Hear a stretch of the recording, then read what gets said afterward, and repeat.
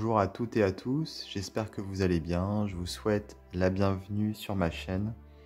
Alors aujourd'hui je vais vous présenter un livre, donc c'est le livre du docteur Emmett Fox, Réussite et personnalité, qui est paru donc cette année en 2022 aux éditions Bussière. Alors peut-être que ce nom, docteur Emmett Fox, peut-être qu'il vous est familier. C'est un petit peu, si vous voulez, l'instigateur du développement personnel, de la pensée positive. Il y a aussi un aspect intéressant qu'il a développé, qui est la loi de l'attraction, si vous voulez, à travers la pensée positive, bien sûr. Alors, il est américain. Il a fait de nombreuses conférences en son temps. Ce livre, à la base, il est sorti aux États-Unis dans les années 60. Et voilà, là, il est traduit. Alors, je ne sais pas s'il avait déjà été traduit auparavant. En tout cas, il est disponible maintenant aux éditions Bussière. Alors, je vais vous lire ce qui est écrit à l'arrière du livre, dans la 4e de couverture. Emmett Fox est l'un des pères fondateurs du développement personnel et de la pensée positive. Laissez-le vous guider au fil de ces pages. Cela changera à coup sûr votre perception de l'existence et votre vie elle-même. Il vous apportera dans ce livre ses lumières sur des thèmes essentiels tels que le développement et la libération de la personnalité, les pouvoirs de la pensée, l'inspiration, les fondations d'une existence épanouie, la victoire sur la peur, l'art d'être soi-même, la maîtrise de votre vie. Les préceptes du Dr Emmett Fox furent une formidable révélation pour les milliers de personnes qui suivirent ses cours et conférences. Combien d'entre eux affirmèrent par la suite que ces enseignements avaient changé leur vie? Donc il a fait des conférences, effectivement, notamment à New York, qui étaient suivies par des milliers de personnes chaque semaine. À la demande justement de ses fidèles, on va appeler ça comme ça, il a sorti un livre qui résume un petit peu ses enseignements finalement. Alors voilà, à la base donc paru en 1967, ce livre, aux éditions Astra. Alors je pense que c'est quand il a été traduit, 1967. Donc peut-être même que le livre en anglais, est sorti avant. J'ai pas la date ici, mais voilà. Alors, avis au lecteur, ce livre réalise une promesse faite par le docteur Emmett Fox à tous ceux qui lui ont demandé instamment de réunir en un volume les sujets de ses cours publics et particuliers. Voilà, c'est ce que j'expliquais. Donc il a fait des cours, des conférences à New York, dans la ville de New York, et qui ont été suivis par 4 à 5 000 personnes chaque semaine. Donc la préface ici.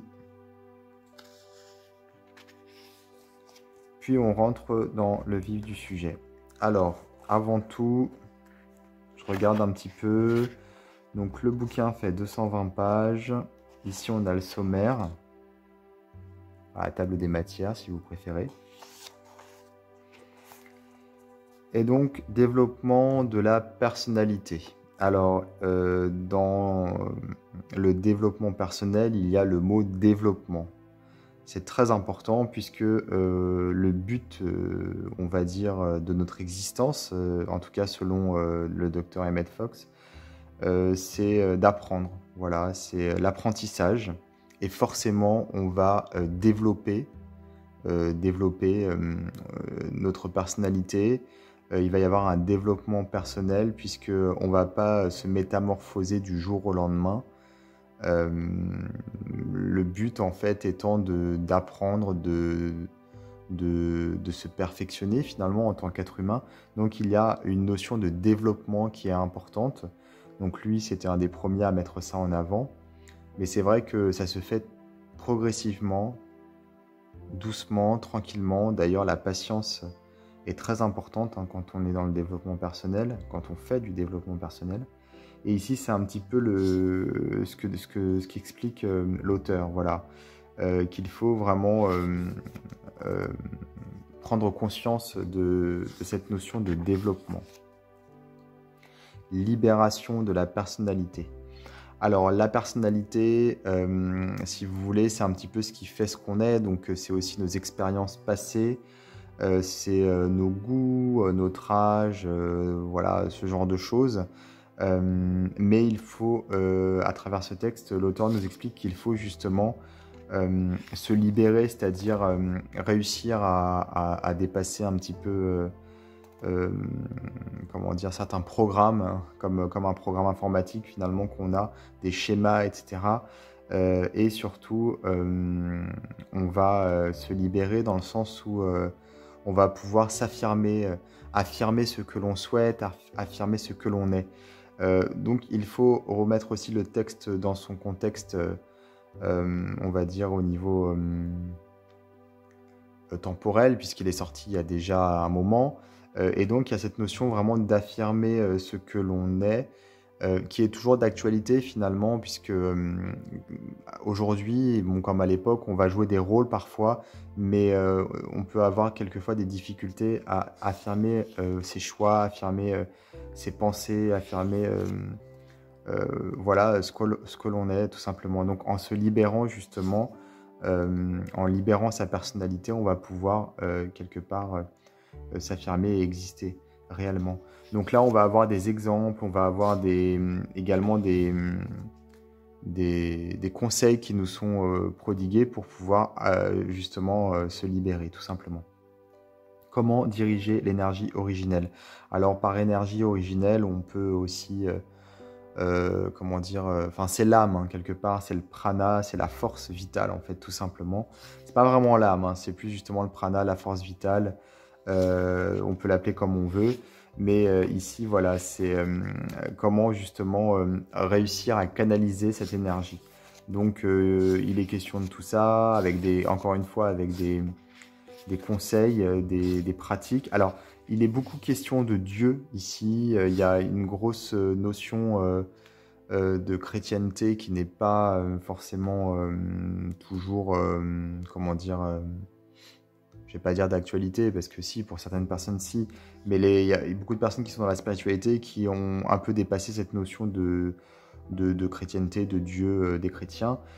Si c'est votre cas, enfin, si vous vous sentez pas forcément concerné, c'est pas grave. Vous n'êtes pas obligé enfin, de prendre le terme de Dieu au pied de la lettre. C'est tout simplement une force divine, hein. Ça peut être vos guides, ça peut être, selon vos croyances, une force particulière ou n'importe. Mais voilà, il faut savoir que voilà, il est question de Dieu de façon assez récurrente.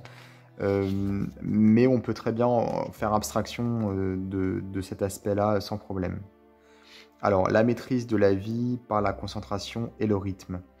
Alors, il est question ici de rythme et de concentration, mais si vous voulez, c'est un petit peu ici la méditation, si vous voulez, sauf que c'est pas dit comme ça.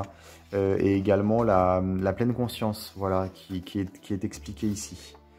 C'est important, voilà, quand on dit se concentrer, c'est-à-dire ne pas s'éparpiller et donc focaliser son attention. Et ça passe effectivement par notamment la pleine conscience. Le pouvoir de la pensée, donc la pensée positive, donc effectivement le mental qui, même si c'est pas la matière, même si c'est pas physique, il peut tout de même inscrire dans la matière le mental, voilà. Donc c'est important de développer des pensées positives, c'est ce qui est expliqué ici. Alors le complexe d'infériorité, voilà, qui peut expliquer notamment pourquoi on aurait des pensées négatives et pourquoi on se maintiendrait dans des schémas qui nous empêchent d'avancer. Formation d'un état mental positif, donc on est un petit peu dans la même idée que ce que j'ai expliqué auparavant au niveau du pouvoir de la pensée, mais là on rentre vraiment plus dans la spécificité de la positivité, si vous voulez. Observation et personnalité. Alors, de quoi s'agit-il exactement ici? Je me souviens plus. Ah oui, ici on va être sur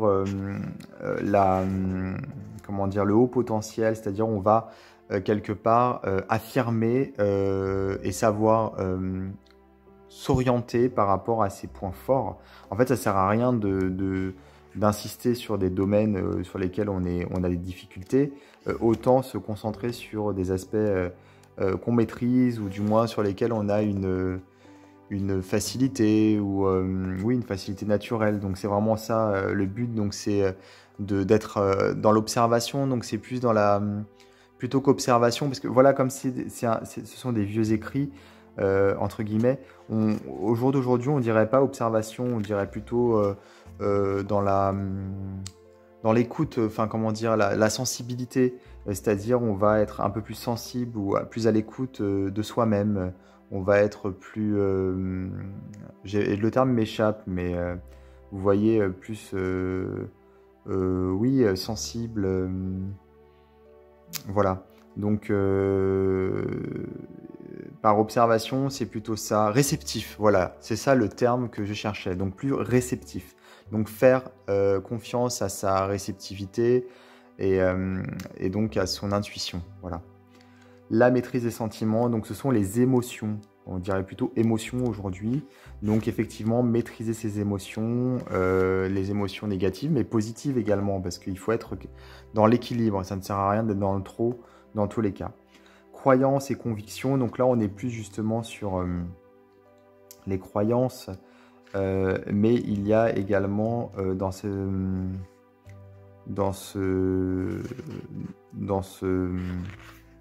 chapitre une notion importante, c'est celle d'aller jusqu'au bout, de croire, d'avoir la foi, si vous voulez. Voilà, c'est plus ça l'idée. Votre vraie nature et vos facultés. Donc ici, on est sur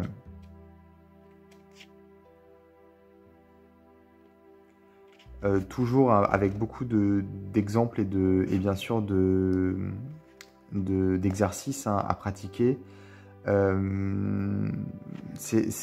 Voilà, c'est toujours la même idée, c'est avancer toujours avec ses propres armes et avoir conscience d'où sont ses faiblesses et d'où sont ses forces, quoi, finalement. Fondations sur lesquelles on bâtit. Puis la grande loi spirituelle. Alors ici, on est sur le karma, si vous voulez, un petit peu. Hein. On sème on récolte ce que l'on sème, pardon. Et il y a aussi, effectivement, une question, une notion de loi de l'attraction. Oui, forcément. La télépathie. Ici, pour justement développer cette aptitude. Les habitudes vous forgent ou vous brisent. Alors, c'est quand on a des bonnes habitudes, des mauvaises habitudes. Par exemple, quand on va être quelqu'un de positif et avoir l'habitude justement de voir les choses positivement et de faire en sorte que ça se passe bien, ça va nous forger, mais sinon, ça va nous briser si on est dans l'inverse. Si on est quelqu'un de négatif ou qu'on se décourage facilement, etc. À la conquête de la peur, alors ça, c'est vraiment d'actualité, hein, avec tout ce qui se passe, hein, que ce soit la crise sanitaire, la crise énergétique, la guerre, etc. Ça, la conquête de la peur, c'est quelque chose de très important. Il ne faut surtout pas se laisser envahir par la peur. Nos propres peurs déjà, parce qu'on a des peurs qui sont ancrées en nous, hein, déjà en tant qu'être humain, génétiquement, hein, tout simplement, la peur de mourir, la peur de manquer, etc. Les peurs également qu'on a de nos blessures personnelles, et en plus les peurs qui sont distillées par la grande propagande et par nos dirigeants mal intentionnés, malheureusement, contre lesquels il faut se battre. Mais la meilleure façon de se battre contre ces gens, justement, c'est de ne pas se laisser envahir par la peur, dans un sens ou dans l'autre, hein, parce qu'il y a deux cas de figure. On a la peur des personnes qui voilà, ont peur parce que les gouvernements nous font peur à travers ce que je disais, différents instruments, mais il y a aussi ceux qui ont peur de nos dirigeants parce qu'ils ont conscience de ce qui se passe et du coup ont peur que ça finisse mal, ne veulent pas se faire contrôler. Mais c'est aussi une forme de peur quelque part, et en la nourrissant, on continue à nourrir cet égrégore de peur. Donc le mieux, c'est d'avoir confiance, c'est pas forcément facile, mais d'être justement positif, hein, c'est ce qu'il dit ici. Même s'il parle pas de ces sujets en particulier, mais bon, je fais une petite parenthèse parce que je trouve ça intéressant. Mais le plus important, effectivement, c'est d'être toujours dans la confiance et dans l'optimisme. C'est la meilleure façon déjà de, de combattre voilà, ces énergies-là, hein, basses, mais aussi de vivre sa vie personnelle le mieux possible, quoi. Vision et imagination, alors ça, c'est de la visualisation, en fait, hein, tout simplement, la visualisation créative, hein, qui crée, en fait, et qui crée dans la matière. Comment recevoir l'inspiration, l'inspiration qui est la clé de la réussite, et la réussite, je ne parle pas ici d'argent, de pouvoir, je parle de bonheur, d'équilibre et d'amour, hein, tout simplement. Donc voilà le docteur Emmett Fox qui était, donc, comme je l'ai expliqué dès le début de cette vidéo, un pionnier du développement personnel et de la pensée positive. Donc c'est un livre vraiment intéressant, même si les écrits sont un petit peu anciens, il est très facile à lire. Il y a des exercices, comme je vous disais, c'est pas vraiment des exercices, mais c'est plutôt des conseils, des méthodologies, etc., dans le texte. Moi, j'ai trouvé ça rafraîchissant, finalement, alors que finalement, voilà, c'est, comme je disais, c'est le père fondateur du développement personnel, donc ça pourrait être un petit peu barbant, mais pas du tout. Au contraire, j'ai trouvé ça rafraîchissant. Je pense que c'est important régulièrement de se remettre dans les bases, hein, et là, en l'occurrence, ce qu'il dit est très intéressant, donc je le conseille vivement à toutes les personnes qui ont entamé un travail, ou alors voilà, qui comptent le faire. De toute façon, le travail, il est constant toute notre vie, il ne s'arrête jamais. Et c'est ça qui est bien, justement, c'est qu'on avance et on se développe en permanence jusqu'à la fin. Voilà. Alors, paru aux éditions Bussière, je vais vous mettre dans la description de ma vidéo un lien vers le site de l'éditeur, ce sera plus simple pour vous. Si vous voulez le commander, vous aurez juste à cliquer. Je vous invite également à vous abonner à ma chaîne, à activer les notifications, et je vous dis à bientôt pour d'autres vidéos.